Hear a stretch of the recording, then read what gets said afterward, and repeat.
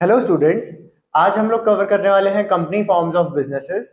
ये एक थोड़ा लेंदी चैप्टर है, बड़ा चैप्टर है, तो हम इसको मल्टीपल पार्ट्स में कवर कर रहे होंगे। तो सेट बैक एंड एक एक करके सारे पार्ट्स आप लोग देख सकते हैं।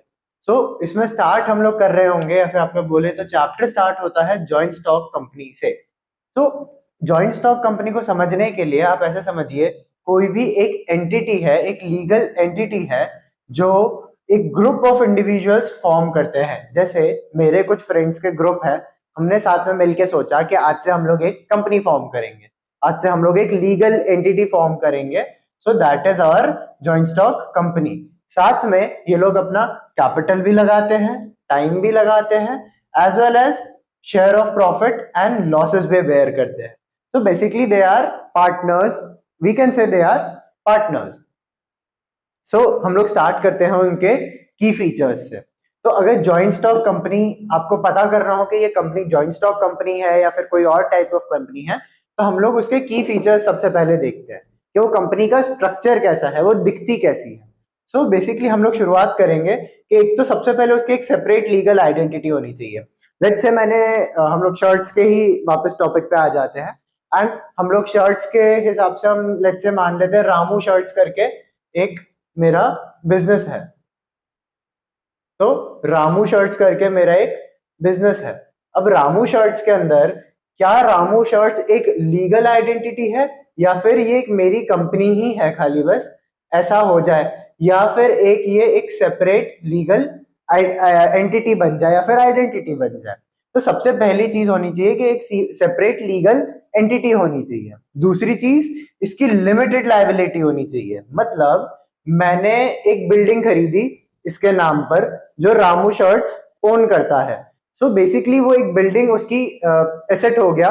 एंड जब हम लोग कुछ भी क्लेम करने की कोशिश करते हैं, जैसे लेट्स से मेरा बिजनेस बंद होता है एंड मेरे को मेरे जितने भी शेयर होल्डर्स हैं उनको पैसा वापस करना है, उसमें जो मेरी बिल्डिंग होगी सिर्फ यही काउंट होगी। लेट्स से ये एक रामू करके बंदा है जिसकी ये कंपनी है, तो अगर इसका एक घर है छोटा सा, वो काउंट नहीं हो सकता इसमें, क्योंकि ये एक सेपरेट आइडेंटिटी है, उसका एक separate limited base of asset and liability है, वो हम लोग एक्सटेंड नहीं कर सकते। तो इसके खुद के जितने भी एसेट्स होंगे वो सब के सब इंटैक्ट एंड बचे के बचे रह जाएंगे। Then we have perpetual succession. Basically अगर मान लिया जाए कि रामू का कोई एक बच्चा नहीं है या फिर कोई भी आगे पर्सन नहीं है उसकी फैमिली में जो ये कंपनी उसके डेथ के बाद हैंडल कर सके, there must be someone from the from the company जो ये रामू की डेथ के बाद हैंडल करेगा। Basically there is perpetual succession. कोई भी ऐसा हो ही नहीं सकता कि कभी कोई सक्सेशन के लिए है ही नहीं। Then transferability of shares. Basically इसमें शेयर्स ट्रांसफर करना बहुत आसान हो जाता है। जैसे मेरे रामू है, रामू के पास 50% शेयर्स है लेट्स से, तो ये 50% शेयर्स रामू कभी भी अपनी वाइफ के नाम पे कर सकता है, या फिर लेट्स से उसका कोई एक बिजनेस पार्टनर है उसके नाम पे कर सकता है। तो ये बहुत इजीली ट्रांसफर हो सकता है। दिस इज द सम की फीचर्स कि आप देख के बता सकें कि एक बिजनेस कब जॉइंट स्टॉक कंपनी कहलाया जा सकता है। Then we have advantages of joint stock company. अगर आप एक जॉइंट स्टॉक कंपनी ओपन करते हैं तो उसके डिसएडवांटेजेस भी होते हैं, कुछ एडवांटेजेस भी होते हैं, तो हम वो दोनों एक बार पढ़ेंगे। एक तो पहली चीज कि सबसे ज्यादा भरोसा इस पे हो जाता है, क्योंकि लोग इस पे बहुत जल्दी कैपिटल लगाने के लिए रेडी हो जाते हैं, क्योंकि कोई एक पर्सन के आपको मतलब रिलाय नहीं करना है, एक पर्सन के ऊपर आप रिलाय नहीं कर रहे हैं, एक ग्रुप ऑफ पीपल हैं जिनके ऊपर आप रिलाय करते हैं, तो एक रिस्क जो होता है वो मिटिगेट हो जाता है अपने आप ही और कम हो जाता है। लेट्स से यही फिर से रामू शर्ट्स पे आ जाते हैं हम लोग। अब Ramu shirts let's say Ramu चलाता है, अब रामू पे आपको उतना भरोसा नहीं है, बट उसके साथ उसके जो बाकी पार्टनर्स है उस पर आपको बहुत भरोसा है। क्यों? क्योंकि ऐदर वो लोग ऑलरेडी आपके साथ काम कर चुके हैं and they are very good in their work, या कोई भी पर्टिकुलर रीजन की वजह से आपको इतना तो पता है कि ये कंपनी बहुत अच्छा फ्लरिश करेगी just because of these partners. तो एक वो large amount of capital raise करना बहुत आसान हो जाता है, हर कोई अपने अपने इन्वेस्टर्स भी लेके आ जाएगा तो भी बहुत सारा कैपिटल हो सकता है। Then we have efficient operation. जब इतने सारे लोग हो जाएंगे तो अपने आप सी बात है, बहुत नॉर्मल सा फैक्ट है ये तो, कि ऑपरेशन अपने आप ही एफिशिएंट हो जाएगा। सब अपने अपनी जॉब्स अगर ध्यान से करेंगे तो इवेंचुअली सब कुछ एफिशिएंटली काम होने लग जाएगा। लॉन्जेविटी, जैसा हमने यहाँ पे बात करी थी कि हम लोग एक परपेचुअल सक्सेशन का यहाँ पे बात करते हैं, सो उसकी वजह से लॉन्जेविटी बहुत आसानी से मेंटेन हो सकती है। लेट्स से एक पर्सन की डेथ हो भी जाती है जो सीईओ था काइंड ऑफ, इसमें तो खैर ऐसा कंसेप्ट नहीं होता, बट मान लेते हैं अगर एक हेड होता है, क्योंकि जरूरत तो हमेशा होती है। So if there is a head जो लेट्स से किसी बीमारी की वजह से जल्दी उसकी डेथ हो जाती है या फिर ऐसा कुछ हो जाता है, so then there is a clear indication कि दूसरा कोई पर्सन हमेशा रेडी होगा। Then we have disadvantages of some joint stock company. एक तो वही सबसे पहली चीज, बहुत कॉम्प्लेक्स फॉर्मेशन है, मैंने जैसे बोला अभी कि वी डोंट नो कि कौन हेड है, जब तक वो क्लेम ना करे कोई भी, तो we don't know in let's say 2 या 50 या 60 जितने भी लोग हैं जॉइंट में, उनमें से कौन मेन है इनका या फिर कौन हेड है, वी डोंट नो। तो ये बहुत कॉम्प्लेक्स सा फॉर्मेशन हो जाता है। फिर हाई ऑपरेशनल कॉस्ट, अगेन इतने सारे लोग काम कर रहे हैं तो सब कुछ कुछ बोरो करेंगे, सबको अपना घर चलाना होता है, सो एक बहुत ऑपरेशन कॉस्ट अपने आप ही बहुत ज्यादा हाई हो जाता है, which is obviously not good for some companies. तो फिर उसके बाद बेसिकली हम ये देख सकते हैं पोटेंशियल कॉन्फ्लिक्ट तो हमेशा ही रहता ही है, वो तो बहुत ही कॉमन सी चीज है कि कॉन्फ्लिक्ट कभी भी रेज हो सकता है। लेट्स से सिंपल से हम लोग एक इतनी भी एग्जांपल ले लें कि अगर एक छोटा सा भी मिसकंसेप्शन हो जाए दो पार्टनर्स के बीच में, तो कॉन्फ्लिक्ट बहुत आसानी से किया जा सकता है, मतलब इन जनरल हो सकता है। Then we have limited control as individual. अब रामू के साथ साथ उसके दो पार्टनर्स अगर और भी हैं, तो रामू अकेले डिसीजंस नहीं ले सकता। रामू जब भी डिसीजन लेगा तो वो इन दोनों से यस या फिर नो पूछेगा, तो that is very time consuming as well as Ramu के पास कंट्रोल नहीं है इस चीज का, क्योंकि रामू कभी भी एकदम से नहीं बोल सकता कि लेट्स से हमें मशीन्स कम पड़ रही है, हम एकदम से मशीन्स ले आएंगे शर्ट्स बनाने के लिए, बट उनको रामू को स्पेसिफिकली इसके दो पार्टनर्स से पूछना पड़ेगा कि क्या हम लोग ऐसा कर सकते हैं, हमारे पास इतने फाइनेंसेस हैं या फिर एक्सेट्रा जो भी उनकी कॉम्प्लेक्सिटीज हैं वो उसके अकॉर्डिंग वो उससे बात करेंगे, एंड फिर उसके बाद एक डिसीजन पे आएंगे कि हम लोग ये कर सकते हैं कि नहीं। सो it is a limited control, आप एकदम से डिसीजंस नहीं ले सकते इसमें। फिर हम लोग थोड़ा सा हमारा चैप्टर घूमता है फीचर्स ऑफ कंपनी की तरफ। तो फीचर्स ऑफ कंपनीज में हम लोग देख सकते हैं 7 पॉइंट्स हैं। 7 पॉइंट्स बेसिकली ये सब कुछ सम अप करके आपको 7 ही पॉइंट्स पढ़ेंगे, बुक्स में शायद थोड़े एक आध पॉइंट ज्यादा है, बट सम अप करके आपको मेन जो पॉइंट्स है वो इतने ही पढ़ेंगे। इसी में अगर आप ऐसे 2-2 3-3 लाइन एक्स्ट्रा लिख कर आते हैं एक्सप्लेन करते हुए, that is more than enough अगर ऐसा कोई क्वेश्चन आता है तो। Then we have incorporated association. So basically company में कोई भी एक सेपरेट आइडेंटिटी नहीं है। लेट्स से मैं अगर कंपनी में कोई एक बोर्ड ऑफ डायरेक्टर हूँ या फिर कोई एक पर्टिकुलर पर्सन हूँ, कोई भी एक रोल हैंडल कर रहा हूँ, तो मैं ऐसे नहीं बोल सकता कि मैं ही हूँ जो कंपनी चला रहा हूँ। It is a incorporated association, सब लोग साथ में काम कर रहे हैं, सब लोग साथ में चला रहे हैं। Then we have separate legal identity. जैसा मैंने अभी बोला कि रामू शर्ट्स और रामू अलग अलग है, रामू के एसेट्स अलग है और रामू शर्ट्स के एसेट्स अलग है, so it is a separate legal identity. Then we have limited liability, वो भी हम यहाँ पर बात करके आ चुके हैं कि लेट्स से अगर उसके पास एक बिल्डिंग है तो वो एक ही बिल्डिंग है, देन रामू के जो एसेट्स होंगे वो इसमें काउंट नहीं होते हैं।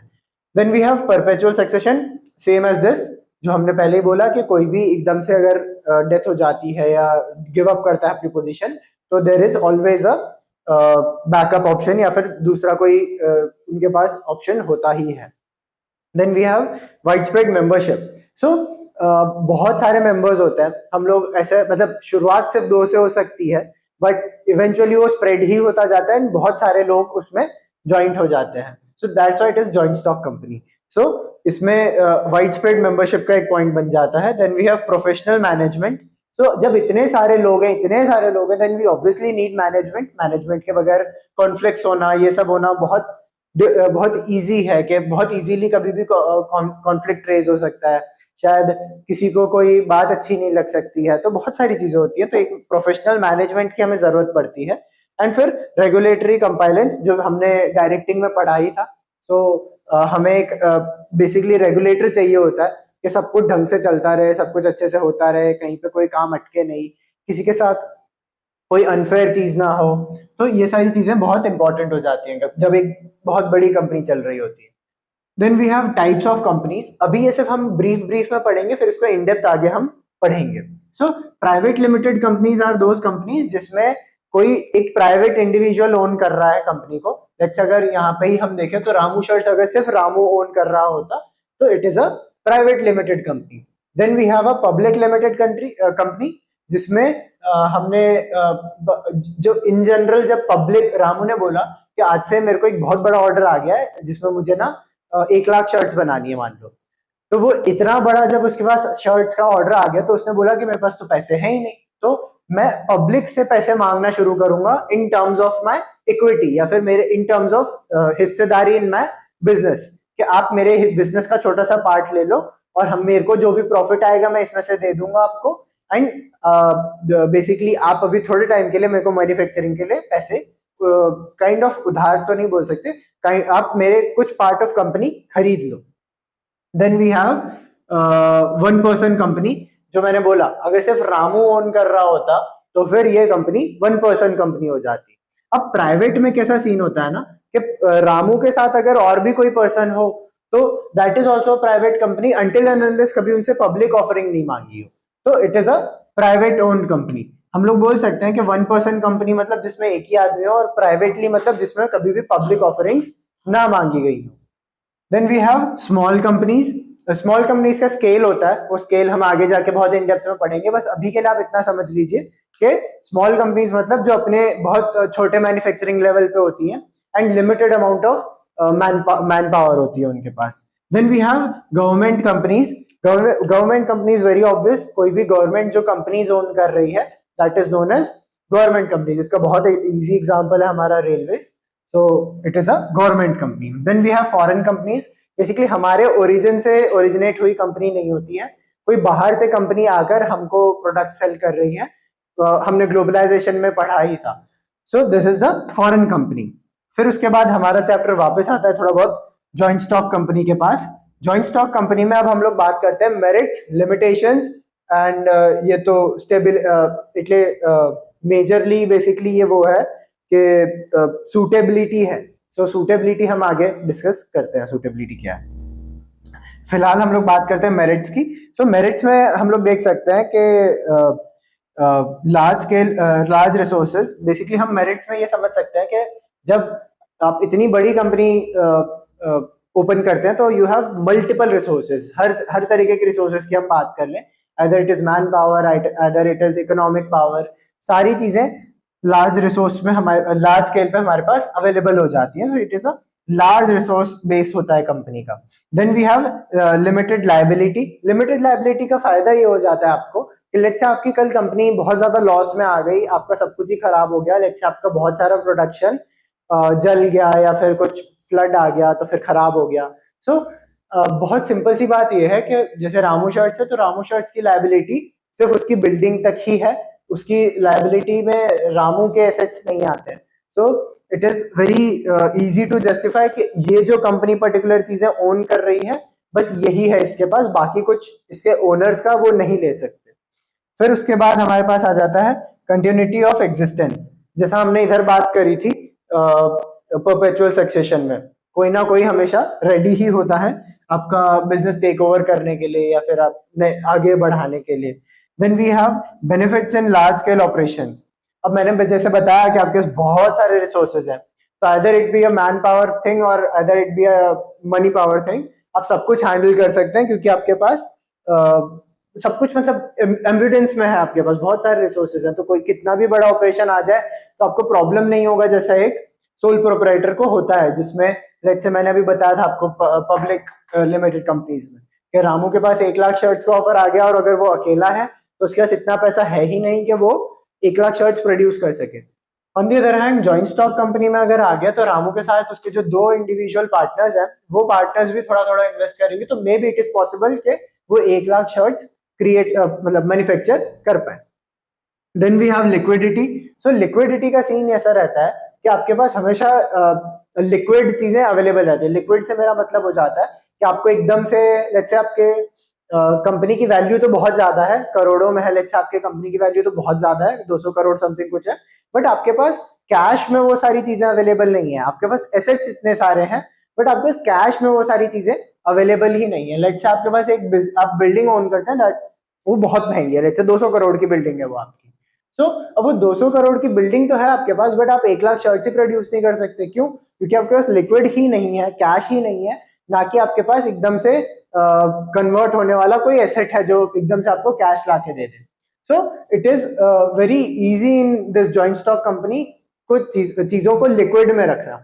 जैसे आप गोल्ड खरीद के रखते हैं तो दैट इज वेरी लिक्विड, आप तुरंत जाके बेचेंगे, कोई भी गोल्ड खरीद लेगा and it would be in the liquid form, आप उसको तुरंत के तुरंत लिक्विड में कर सकते हैं, तुरंत जाके उससे खर्चा कर सकते हैं।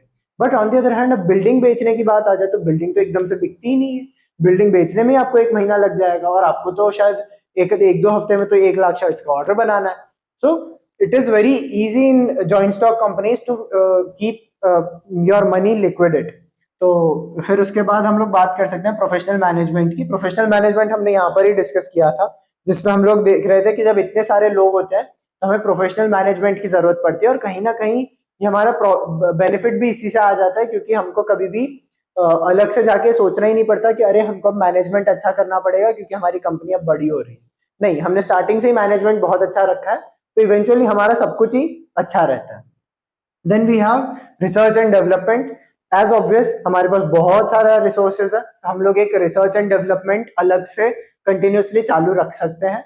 कभी भी हमारी कंपनी रिसर्च में या फिर डेवलपमेंट वाले पर्टिकुलर चीज में क्या बोल सकते हैं, पीछे नहीं रह जाएगी। Then we have limitations of this joint stock company. So limitations में हम कुछ बात कर सकते हैं, जैसे हमारे पास 6 पॉइंट्स है। जो सबसे पहला पॉइंट है that is difficult to form.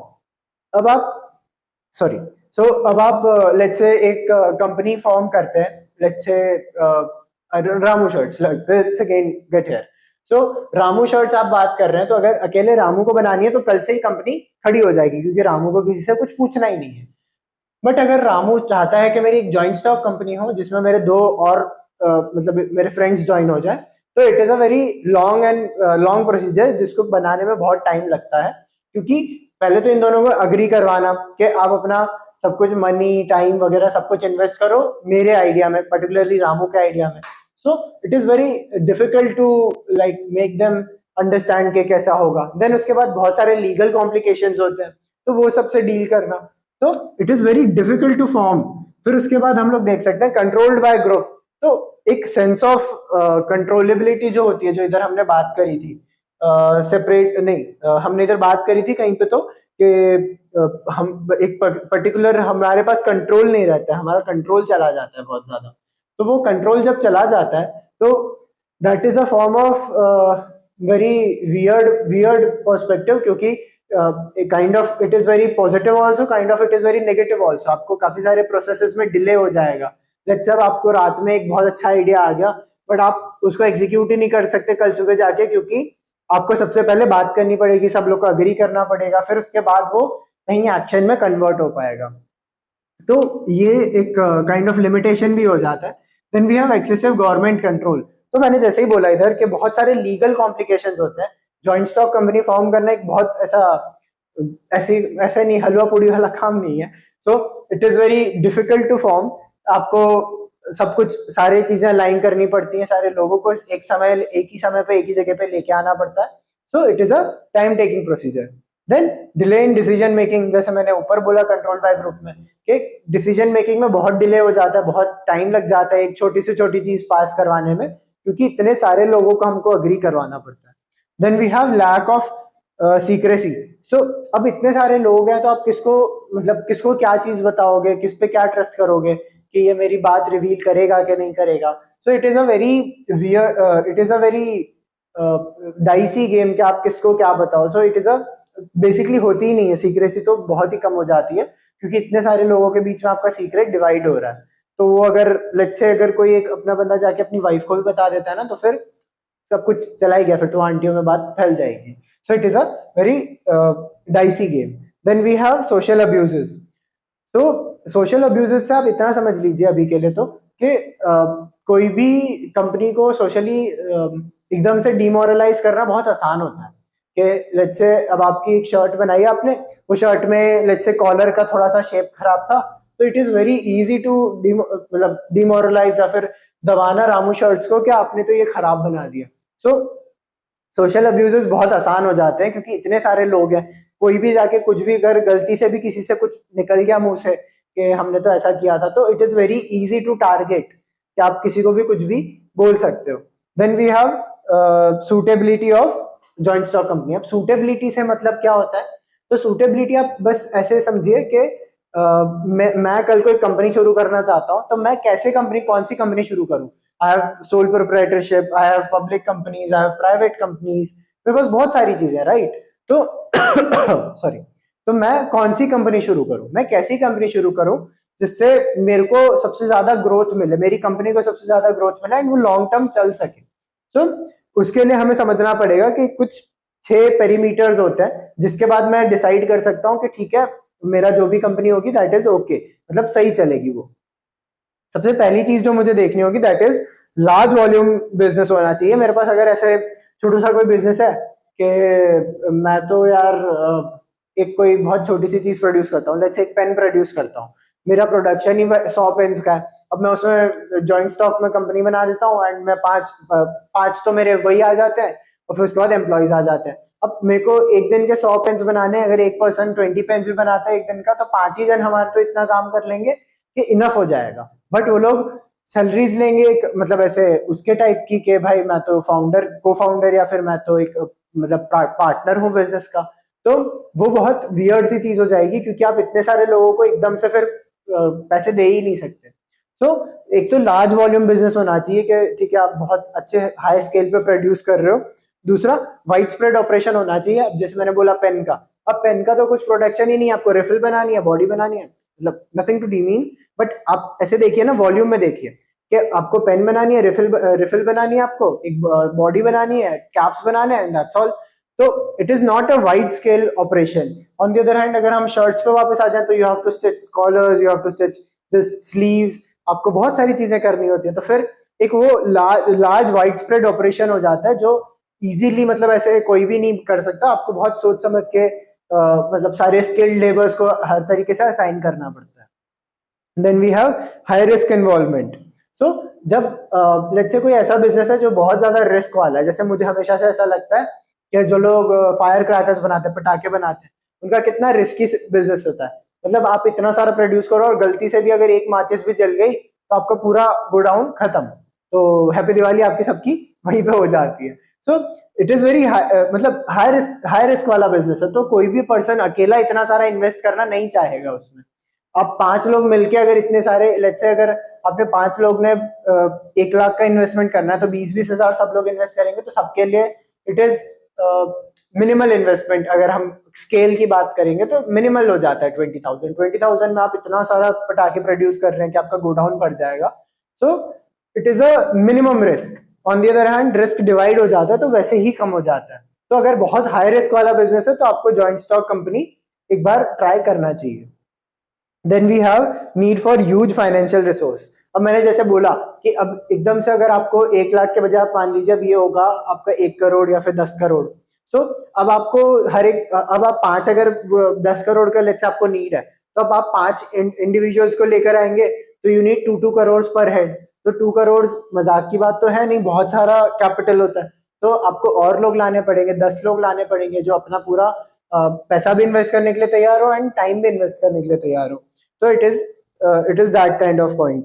फिर उसके बाद आ जाता है प्रोफेशनल मैनेजमेंट। जैसे बोला, अब इतने सारे 10 लोग एक साथ लेके आ जाएंगे जो 1-1 करोड़ डाल रहे हैं, सबके लिए बहुत बड़ी बड़ी चीज हो जाती है 1-1 करोड़। तो अब आपको एक अच्छा मैनेजमेंट की जरूरत पड़ती है कि किसी का भी पैसा वेस्ट नहीं जाना चाहिए एंड मोर ओवर किसी के लिए भी एक सेंस ऑफ डिमोरलाइजेशन नहीं होना चाहिए कि लेट्स से आपने तो अभी तक पैसे दिए ही नहीं है या फिर मैंने दे दिए हैं, जो भी है, कोई भी डिस्प्यूट नहीं होना चाहिए, कुछ भी नहीं होना चाहिए। So it is very important to keep a good management.